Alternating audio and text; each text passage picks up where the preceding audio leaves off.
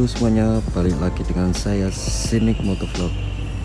Sesuai dengan judul video ini ya mas bro ya, kalau saya habis ambil motor dan motornya ada di depan saya ini Vario 160 dengan tipe varian paling tinggi yaitu tipe ABS.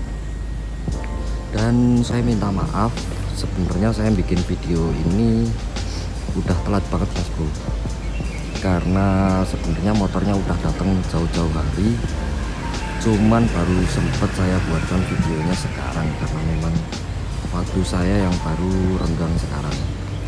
Cuman nggak apa-apa, daripada saya nggak bikin video sama sekali tiba-tiba udah langsung project kayaknya gimana gitu kan. Jadi mungkin saya buatkan video dulu kecil-kecilan.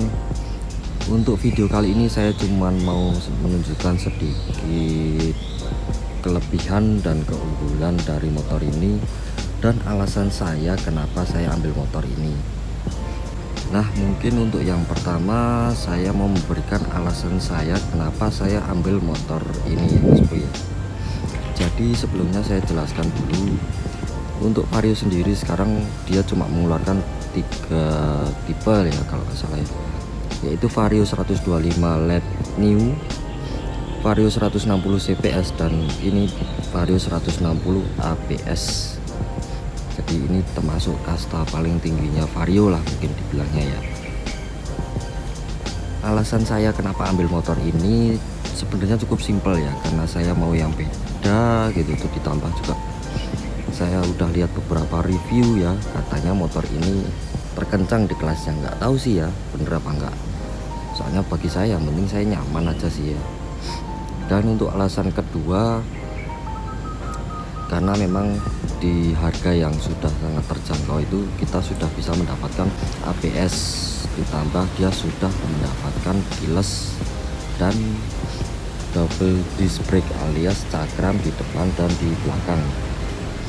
Ini mungkin motor matic pertama saya sih ya, karena sebelumnya saya belum pernah punya matic pribadi sih ya lebih tepatnya. Jadi ini adalah kesan pertama saya naik matic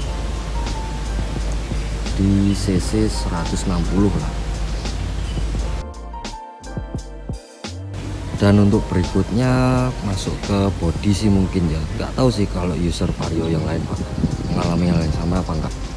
Cuman rata-rata di bagian sini, ini kan bagian box aki lah dibilangnya ya, tempat aki.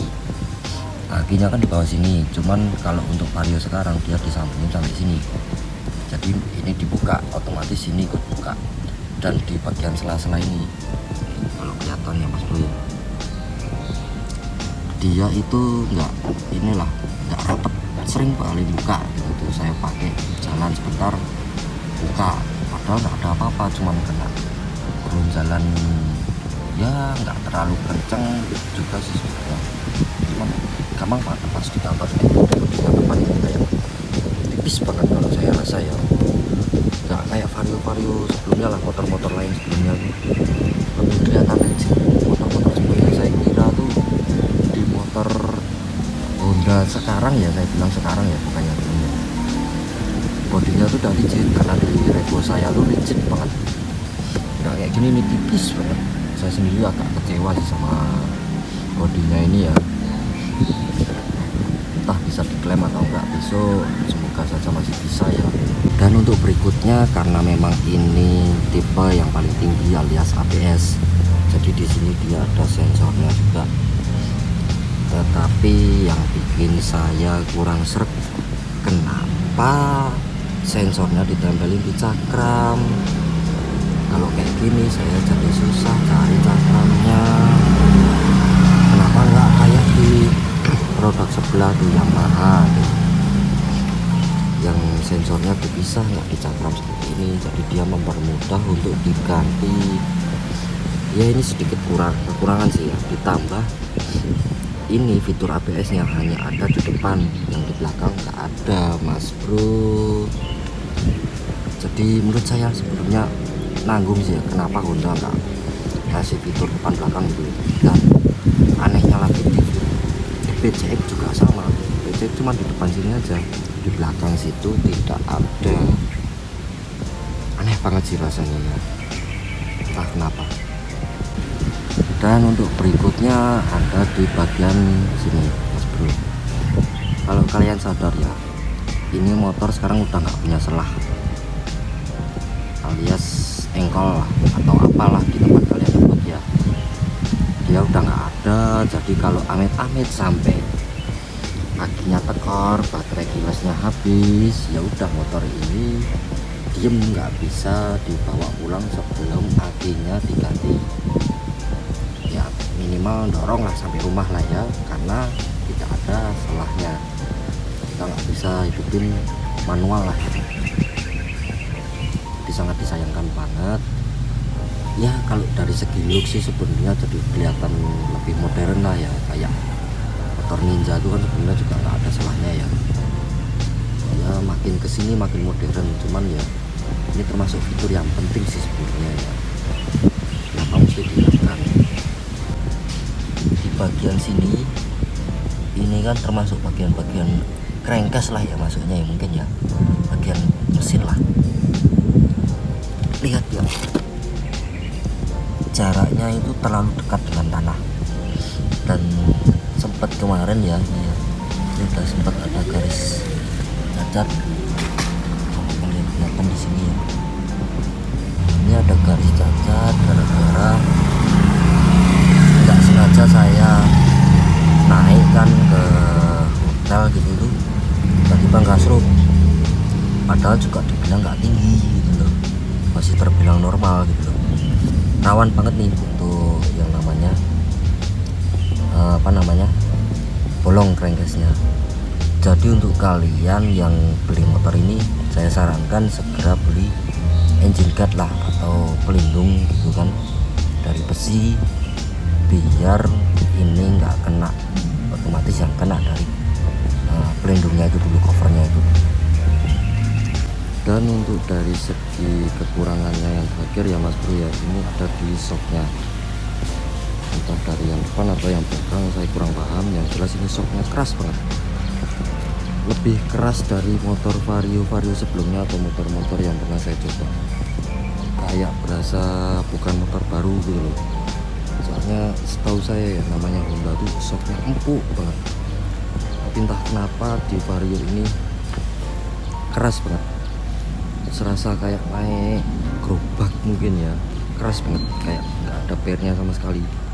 Lewat jalanan yang kayak gini aja ya Mas Bro ya, itu kerasa kayak di jalan-jalan yang batunya gede-gede gitu. Jalan-jalan beton gini aja udah kerasa kok Mas Bro, jalan-jalan gini. Saya heran kok kenapa bisa sekeras itu. Kemarin saya sudah coba akalin pakai anginnya, itu saya ganti pakai nitrogen, dan sekarang hasilnya jauh lebih nyaman daripada sebelumnya ya. Pantulannya juga lebih enak lah.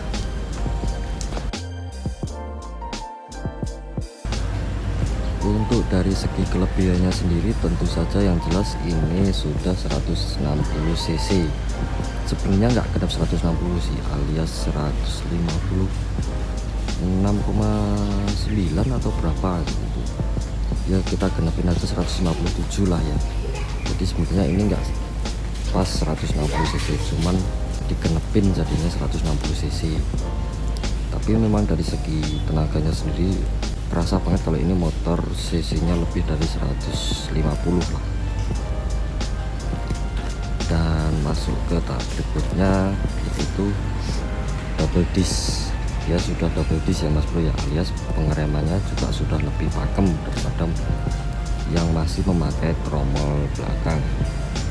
Jadi saya pakai ini sebenarnya sangat nyaman sih, karena memang biasanya kalau saya harus mengeluarkan effort lebih dengan ngeremnya itu lebih, sekarang cuma kayak ibaratnya disentil dikit aja udah langsung rem gitu. Dan tentunya dia juga sudah ABS, cuman memang ABS nya sendiri hanya di depan, tidak ada di belakang. Dan itu sangat membantu di cuaca-cuaca yang baru aja terjadi ini, hujan seperti ini sangat membantu. Karena kalau kita terlalu banyak menekan remnya, alias kita bisa tergelincir dan bisa mengakibatkan kita jatuh. Jadi sebenarnya fitur ini sangat membantu sih buat saya ya. Dan seperti yang sudah saya jelaskan sebelumnya ya Mas Bro ya, kalau ini sudah keyless dan ini sudah sangat membantu sih untuk saya ya, karena tidak perlu ribet-ribet lagi harus ngeluarin kunci cedik-cedik. Dia bisa langsung dipakai, tinggal tekan tombolnya seperti ini, seperti PCX 160 lah ya, terus kita putar. Jadi menurut saya cukup mewah sih buat saya ya. Oh ya, dan di speedometernya ya, maaf habis hujan nih, ya sudah full digital dan saya sangat suka lah ini. Dan ini ada tambahan ABS ya, karena saya ambilnya yang tipe ABS. Untuk kapasitas dari bensinnya sendiri ini 5,5 liter, dan di sini juga sudah komplit ya. Ini fiturnya persis seperti di Vario 150 125 yang LED new. Di sini ada jam, ada kilometer, ada trip A, trip B, ada bensin juga. Bensinnya juga terbilang irit ya menurut saya ya. Dengan cc segini dia masih bisa menghasilkan bensin segini dan masih bisa naik lagi. Dan tentunya sudah full digital, dan ini benar-benar sangat membantu sih menurut saya. Ini ada tegangan akinya normalnya itu adalah 12 volt. Jika kita starter dia masuk ke 14 volt karena dia posisi ngecas. Dan untuk berikutnya masuk di bagian perlampuannya. Jadi dia beda ya, nggak kayak vario sebelumnya yang lampu utamanya, yang lampu pendeknya di samping. Kalau yang sekarang lampu pendeknya di tengah, untuk lampu jauhnya dia yang di samping. Dan menurut saya akhirnya Vario mengeluarkan inovasi terbaru, dan untuk alisnya juga dia nyambung sampai atas ini. Jadi kesannya ini menurut saya kayak Aerox sih kalau dari depannya, karena memang Aerox sendiri kan juga ada pemisahnya gini ya, padahal kalau kita buka itu tuh sebenarnya full nggak ada pisahnya. Ini cuma pemisahnya hanya body aja, dan cukup elegan ya menurut saya untuk motor ini. Dan juga untuk tipe varian ABS dia sudah mendapatkan pelek yang warnanya bronze. Jadi untuk pembeda lah di jalan ya, mana tipe ABS mana tipe CBS. Untuk tipe CBS sendiri kan dia memakainya masih yang warna hitam ya, hitam originalnya Honda. Dan mungkin untuk dari video kali ini cukup segini dulu aja ya. Kita sudahi dulu video kali ini. Buat kalian yang punya referensi motor ini harus dikasih nama siapa dan ada modifikasi apa yang bagus untuk motor ini, bisa kalian taruh di kolom komentar di bawah. Jangan lupa like dan subscribe nya ya Mas Bro semuanya. Saya Sinik Motovlog pamit undur diri dan goodbye.